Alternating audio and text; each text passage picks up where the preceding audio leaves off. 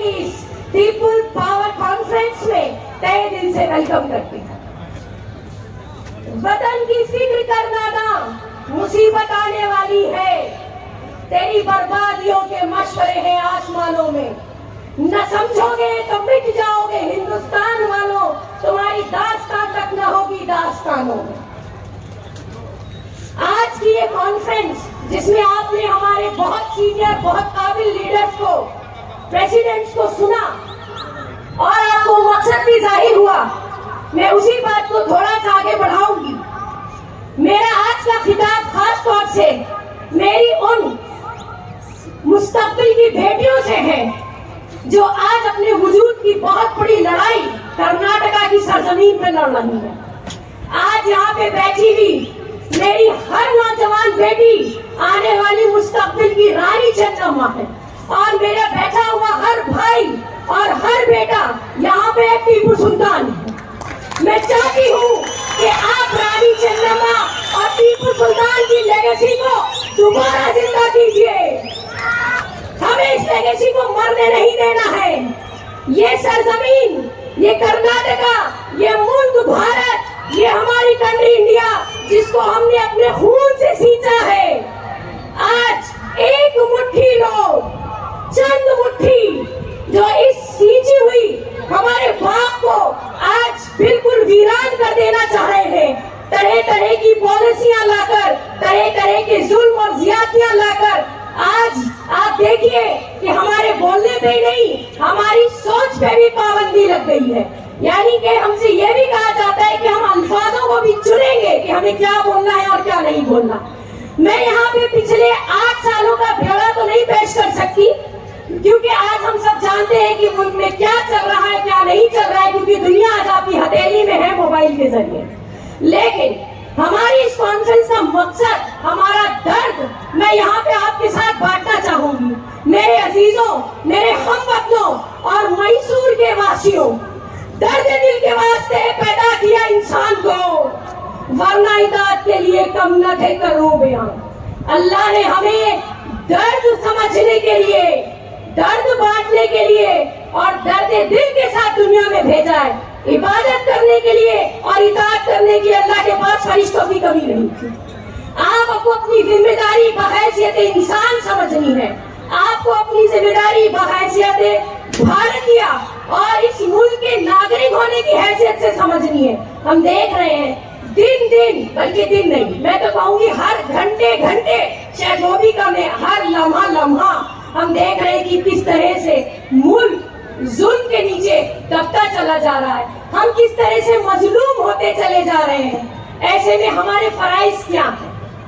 ऐसे में एक इनकलाब का नारा, मैं एसडीपीआई को सिर्फ पार्टी नहीं बोलती, एसडीपीआई एक मूवमेंट का नाम है। एसडीपीआई एक इनकलाब है जो आज फिर से उठा है, आपको झंझोड़ने के लिए, आपका साथ मांगने के लिए और आपका साथ देने के लिए। मैं आपसे सिर्फ सवाल पूछना चाहती हूँ, क्या आप आंख नहीं रखते, क्या आप कान नहीं रखते, या फिर आप दिल नहीं रखते, या आपकी रगों में खून सफेद हो गया है कि आपको नहीं दिखता कि आज आपके साथ जो हो रहा है और आने वाली नस्लों के साथ जो होगा वो कितना जबरदस्त होगा कि हमारा सर्वाइवल, हमारी डिग्निटी हमसे छीनी जा रही है। हम प्लेट में क्या खाएंगे हमारा निवाला गिना जाता है, हम कितने कपड़े पहनेंगे ये भी हमको बताया जाता है, हम क्या पढ़ेंगे ये भी हमको बताया जाता है। आप देखिए एजुकेशन के नाम पे किताबों में किस तरह सिलेबस चेंज कर दिया गया, न्यू एजुकेशन पॉलिसी के नाम पे आज कलम को भी सैफ्रोनाइज कर दिया गया, बल्कि मैं तो ये कहूंगी कलम छीन के आज देखिए हमारे यूथ के हाथ में पत्थर पकड़ा दिए गए, तलवारें और चाकू पकड़ा दिए गए और उनसे कहा गया तुम लड़ो, हम मौज मारेंगे, हम मजा उठाएंगे। बताइए मुझे, ये मेरा सवाल है आपसे, जवाब आप देंगे, हम जवाब नहीं देंगे। हमने तो आपके लिए सॉल्यूशन ढूंढा है, इसीलिए आज इतनी बड़ी कॉन्फ्रेंस, इस तरह की कॉन्फ्रेंस करना आसान बात नहीं है, क्योंकि ये कॉन्फ्रेंस कुर्बानियों के बेसिस पर आज जमाई गई है। हमारे पास कोई पैसा नहीं, हम बहुत गरीब पार्टी। तभी मोदी जी ने कहा था हम तो झोला उठा के चल देंगे, मगर उन्होंने ये नहीं बताया था झोले में क्या क्या लेके जाएंगे।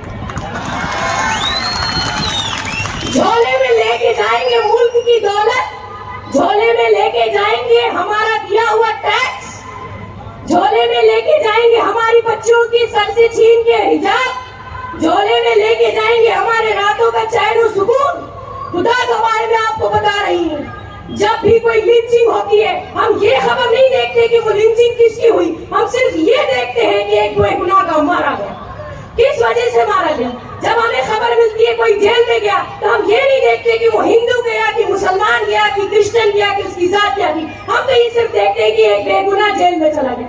मैं अपनी बात कर रही हूँ, मैं रातों रात नहीं सो सकती, मेरे दिल पे क्या गुजरती है मैं वो दर्द बांटने आपके साथ हूँ। मैं कोई बड़ा लेक्चर कोई बड़ी स्पीच आपको नहीं दूंगी, मैं सिर्फ आपसे अपना दर्द बयान करूंगी। इस दर्द को मैं चाहती हूँ कि आपके दिलों तक भी पहुंचाया जाए। मैं चाहती हूँ कि आप झिझोड़े अपने आप को और जिंदा कर दे उस लेगेसी को।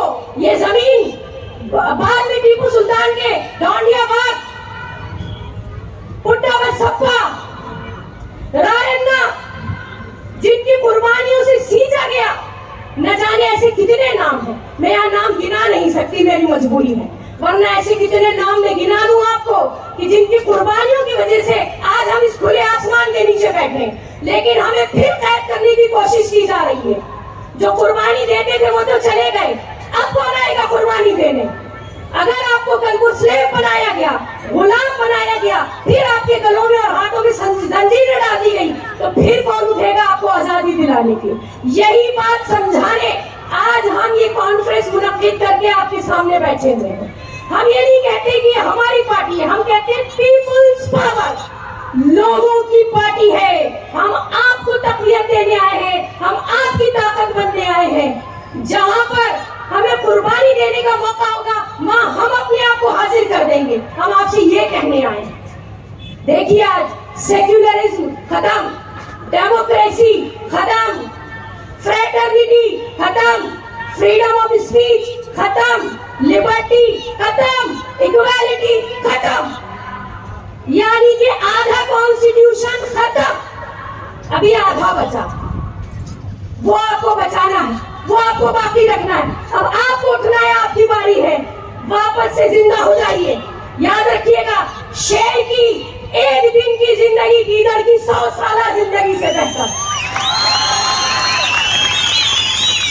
आज मैसूर की सरजमीन पे खड़े होकर आपसे बात करते वक्त इतना फख्र महसूस कर रही हूँ कि अल्फाज नहीं है बताने के लिए। ये मेरी बहनें, मैं इनसे खास मुखातब होना चाहूंगी। आपका बहुत बड़ा हिस्सा था फ्रीडम मूवमेंट में, आपको एक बार अब फिर दोबारा लड़ाई लड़नी है, एक बार फिर वही मूवमेंट का हिस्सा बनना है। ये हमारी खुशनसीबी है कि हमको अल्लाह ने लड़ने के लिए चुना, ये हमारी खुशनसीबी है। हम भागने वालों में से नहीं, हम कैद होने वालों में नहीं, हम झुकने वालों में नहीं, हम बिकने वालों में नहीं, हम लड़ने वालों में हैं। जिस दिन हश्र के मैदान में हम खड़े होंगे हमें भी रश्क हो रहा होगा, हमारे पैदा करने वाले को भी रश्क हो रहा होगा। मैं आपसे वादा चाहती हूँ, आपने देखा होगा political leaders, president, prime minister, chief minister, MLA, MP oath उठाते हैं। यहाँ तक के गवर्नमेंट के हर शोबे में जो काम करने के लिए पहुंचता है वो एक ओथ उठाता है, चाहे वो आईएएस ऑफिसर हो या आईपीएस हो। मैं चाहती हूँ यही ओथ आज हमारी जनता उठा ले। आज इस पीपुल पावर कॉन्फ्रेंस में एक ओथ आपको उठानी है कि आप यूनाइट होंगे, आप देश को बचाने का, मुआशरे को बचाने का काम करेंगे और आप आने वाली नस्लों के लिए वैसे ही लेगेसी छोड़ जाएंगे जैसी हम किताबों में पढ़ते हैं कि टीपू सुल्तान हमारे लिए छोड़ के गए। आज भी जबकि सिलेबस से टीपू सुल्तान का चैप्टर निकाला गया, न जाने कितने मुस्लिम बादशाहों और मुस्लिम किंग्स को उन्होंने बर्खास्त कर दिया, कह दिया कि उनको पढ़ने की जरूरत नहीं है। न जाने कितने और सेक्युलर ऐसे फ्रीडम फाइटर्स हैं जिनका नाम किताबों से निकाल दिया गया। यहाँ पे एक बात बोलना चाहूंगी, वो जिंदा नहीं है, जिनका नाम निकाला गया वो जिंदा नहीं है। क्या उन लोगों से भी बीजेपी को इतना डर है जिनका आज कुछ पता ही नहीं? यानी जो लोग हैं नहीं, जो गुजर गए, जो मर गए, आप जरा बुज़दिली की इंतहा देखिए, मरे हुए लोगों से भी डरती है गवर्नमेंट। सोचिए जिंदा लोगों को इनका कितना डर होगा। और उसी डर के वजह से वही डर है जो बोल रहा है कि गलत सलत पॉलिसियां लाई जाती हैं, ऊट पटांग इस मुल्क में हरकतें की जाती हैं, वायलेंस होता है, कम्युनिटी को लड़वाया जाता है, रिलीजन के नाम पे झगड़े होते हैं, आपस में कास्ट एक दूसरे से लड़वा दी जाती है, गबन किया जाता है, करप्शन, बेहिसाब करप्शन हम और आप तो सोच नहीं सकते। हम सब मिलकर भी हिसाब लगाना चाहें तो पिछले 8 सालों में इस बीजेपी गवर्नमेंट ने जिस तरह मुल्क को भेज कर खाया है, हम हिसाब नहीं लगा सकते। और जिस तरह से टुकड़े टुकड़े कर दिया है, आज हमारे मुआशरे को, हमारी सोसाइटी को जिस तरह तोड़ दिया गया है, हम इसका भी अंदाजा नहीं लगा सकते। इसलिए आज एसडीपीआई का ये एक बहुत बड़ा कदम, एक बहुत बड़ी एक आपको पुकार है कि आइए आगे फिर से एक नया बदलाव लाते हैं। देखिए, मैं आपसे ये कहना चाहूंगी, हमें जरूरत नहीं है कि हम सियासत में पूरी तरीके से उतरे, हमें जरूरत नहीं है कि हमें कोई प्रोफाइल मिल जाए, हमें जरूरत नहीं है कि हमें कोई पोर्टफोलियो मिल जाए। हमारा मकसद क्या है? Freedom from fear, freedom from hunger. अभी मैं 4 साल पहले तक किताबों में पढ़ती आई थी, 60% इस मुल्क में जनता जो है वो गरीबी रेखा में आती है। वो 60 से 70 और 80 कब हो गई पता ही नहीं चला। यानी कि पेट से खाना, सरों से छत, ये सब छीन लिया गया। यहाँ तक कि कपड़ों पे भी हमला किया जा रहा है। मोदी जी कहते हैं कि वो कपड़े देख के पहचान लेते हैं, बस एक ही बार पहचान पाए थे, उसके बाद आज तक फिर वो दोबारा नहीं पहचान सके। उनको यही नहीं मालूम है कि हम उनके अपने इसी देश के वासी हैं या हम कहीं बाहर से आते हैं। उनको कुछ नहीं मालूम है। वो जर्मनी के दौरे पे जाते हैं, वो बड़ी बड़ी कॉन्फ्रेंस में जाके फ्रीडम ऑफ स्पीच पे बात करते हैं, वो बड़े बड़े यूएनओ में बैठकर स्पीचेस करते हैं और बताते हैं कि डेवलपमेंट के नाम पर देखिए हमने क्या कुछ किया। जब उनसे दुनिया के सारे मुल्क पूछते क्या किया, तो कहते हैं मैंने 1.5 लाख शौचालय बनवा दिए। शर्म की बात है, जिस मुल्क में जितनी बड़ी डेमोक्रेटिक, प्रोग्रेसिव, इतनी बड़ी इकोनॉमी, इतनी बड़ी पॉपुलेशन के साथ हमारे मुल्क का प्रधानमंत्री यूएनओ में बैठ के अपनी उपलब्धियां यानी अपनी अचीवमेंट्स बता रहा है कि हमने 1.5 लाख शौचालय यानी टॉयलेट्स बनवा दिए, बैतुल खला बनवा दिए। आप सुनिए, आप देखिए, ये आपको इज्जत दी जा रही है। मैं तो कहती हूँ हमें बोलने की कोई जरूरत ही नहीं है। अगर आप सुन ले तो सुन के वही हमें शर्म से पानी पानी हो जाना चाहिए। ये उपलब्धि है, ये अचीवमेंट है, हमारा खून, हमारा पसीना, हमारी कुर्बानियां, हमारा मैन पावर, हमारे मुल्क के रिसोर्सेज आखिर कहाँ जा रहा है? झोले के अंदर भर गया झोला, मगर झोला लेके ये जाते नहीं। इन्होंने कहा पता नहीं कितना बड़ा झोला है कि जो अभी भी खाली है।